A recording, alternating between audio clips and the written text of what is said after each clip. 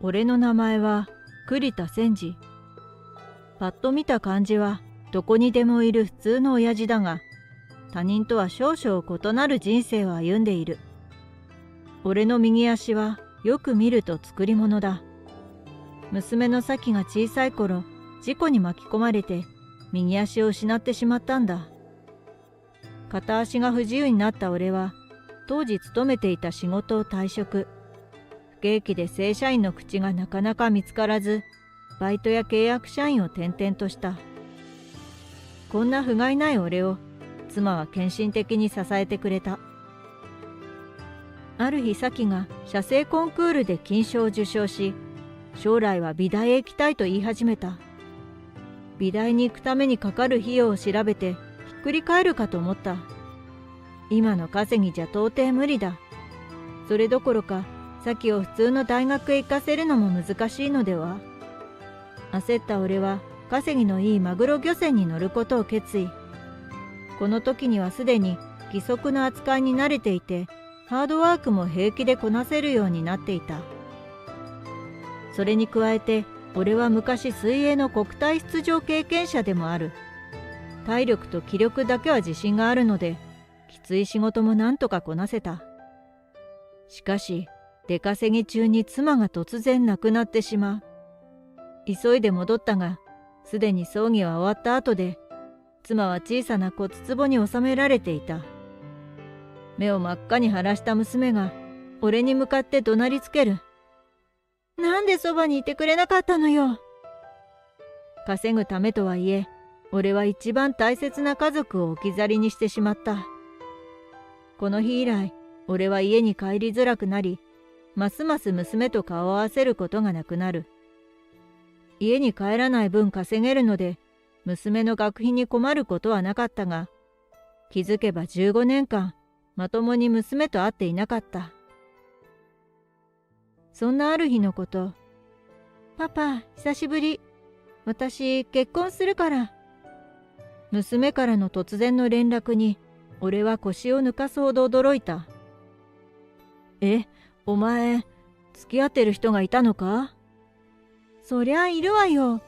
パパに言おうと思ってたんだけど、なかなか連絡がつながらなくて。式には出てくれるでしょ？俺なんかが参列していいのか？いいに決まってるじゃない。じゃあ待ってるからね。その後、娘から式の招待状が届き、俺は慌てて同僚にスーツを借りた。最近はマグロ漁船に乗る体力もなくなってきたので、出稼ぎ先で紹介してもらった契約社員の仕事をしていた。船に乗っていた頃はプライベートのための時間は取れなかったが、陸に戻ってきてからはこうして自由に時間が取れる。あの頃みたいに高級取りではないので、スーツを買うお金も節約しなければならず、そして借りたスーツは少しサイズが大きいが仕方ない。俺は気合を入れて娘の結婚式へ向かった。娘は最近流行りのレストランウェディングというやつを選んだようだ。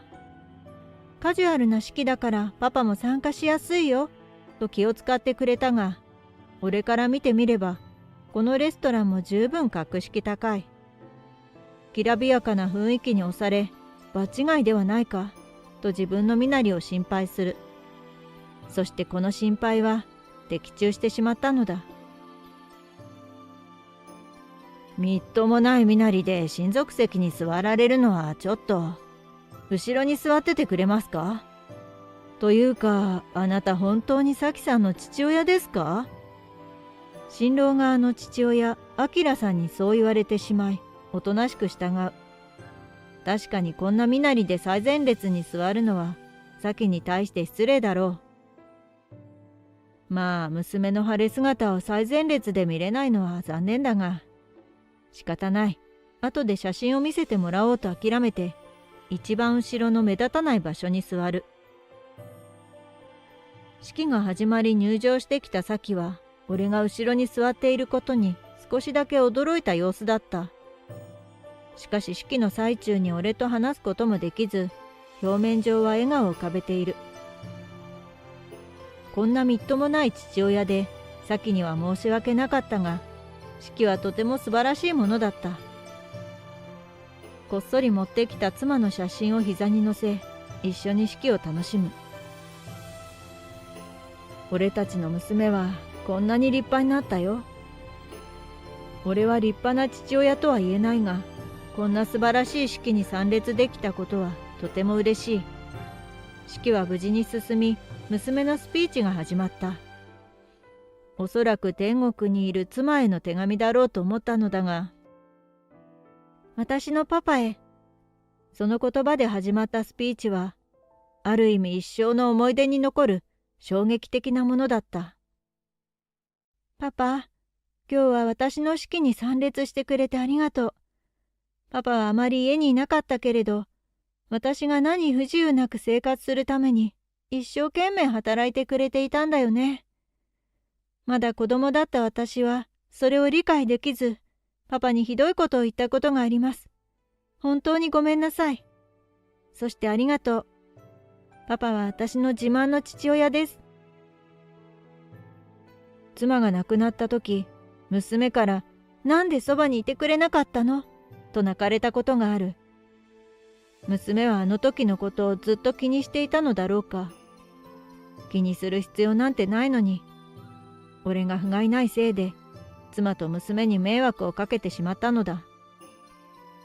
そして娘は小さく息を吸うと、手に持っていた手紙から視線を外し、隣にいる自分の夫に顔を向けた。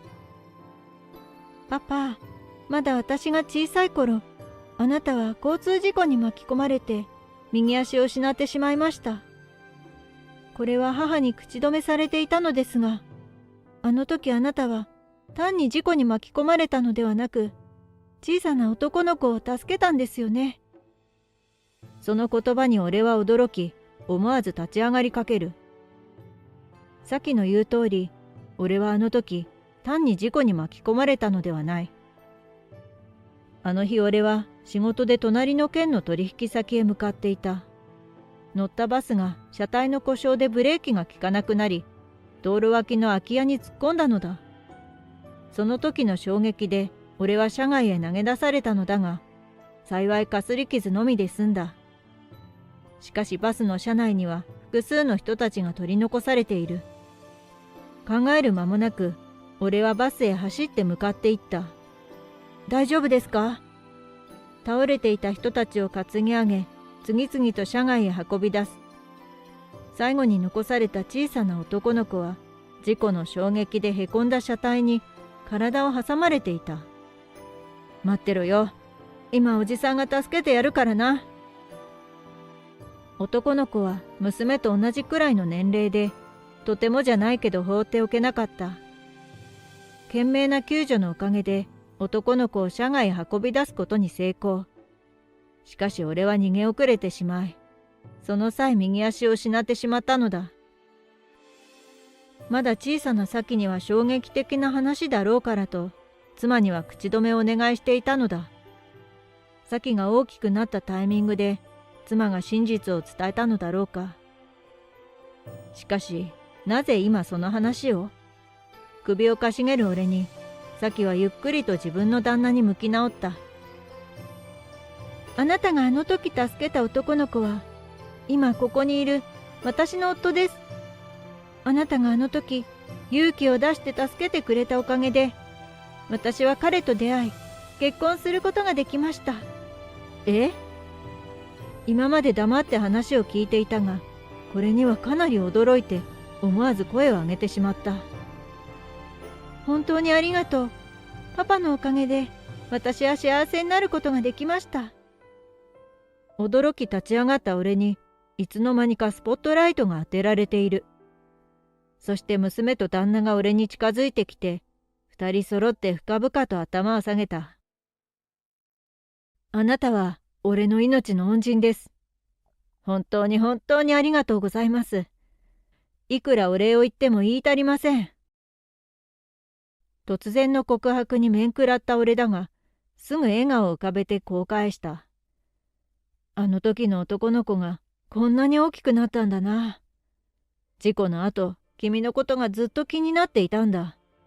あの時頭を怪我していたみたいだけど、大丈夫だったかい？すると娘の旦那が頭を上げ、泣きそうな顔を見せた。あなたの方がよほど、俺を助けたせいで。助けたせいでなんて悲しいこと言わないでくれ。俺は全く後悔していないんだから。それに俺の右足くらい、君の命に比べれば安いものだ。俺が不甲斐ないせいで娘には苦労をかけたけど、その分君がこれから娘を幸せにしてくれよ。そして俺が差し出した手を娘の旦那が固く握りしめる。いつの間にか俺たちにスポットライトが当てられて、参列者たちからは割れんばかりの拍手が送られた。無事に式が終わり、まだ少しだけ混乱したままの状態で親族室へ招かれる。部屋に入った途端、そこで待ち構えていた義父の明さんに土下座で迎えられた。俺は命の恩人になんてことを。同年代の男性に土下座なんてされたことがなく、俺は慌てふためく。頭を上げてください。俺は全く気にしてませんから。いいえ、頭は上げられません。たとえあなたが許してくださろうと、俺は自分を許せません。本当に頭を上げる気配がないので、仕方なく俺も膝をついて、明さんと同じ目線になる。稼ぐためとはいえ、俺はあまり家に帰らない最低な父親でした。娘があなたの息子さんと付き合っていることすら知らなかったのです。あんなに素晴らしい青年と娘が結婚できたことは、俺の人生の喜びです。俺はあなたみたいに立派な父親じゃない。頭を下げられるような人間ではありませんよ。父親失格です。そんなことないわ。いつの間にそこにいたのだろう。娘がドレス姿のまま、俺たちと同じように膝をついて目線を合わせる。パパは私の自慢の父親よ。さっきのスピーチでも言ったでしょ。パパは勇気があって優しくて、この世で一番最高のパパなんだから。若干怒った調子で娘が言う。すると娘の横で旦那も膝をついて俺にこう言ってきた。その通りですよお父さん。あなたは最高の父親だ。それに比べてうちの父親はプライドばかり一丁前であなたに失礼な態度をとったんですよね。まったく反省しろよ親父。お父さんを見習え。息子からの一喝に明さんが泣きそうな顔になる。みんなきれいに着飾っているのに膝をついて頭を突き合わせてこうして話しているなんて、なんだかこの状況がおかしく思えて、俺は思わず笑い声を上げてしまった。それを見て娘と旦那も笑い声を上げる。明さんも少し戸惑った様子だったが、最後には頭を上げて笑顔を見せていた。あの一件に関しては本当に俺は気にしていなかったし、明さんに死ぬほど謝られたので手打ちとなった。そして式の後、俺は娘夫婦の近くにアパートを借りて暮らし始める。仕事は明さんに紹介してもらったおかげで、一人で暮らしていくには十分な稼ぎが得られるようになった。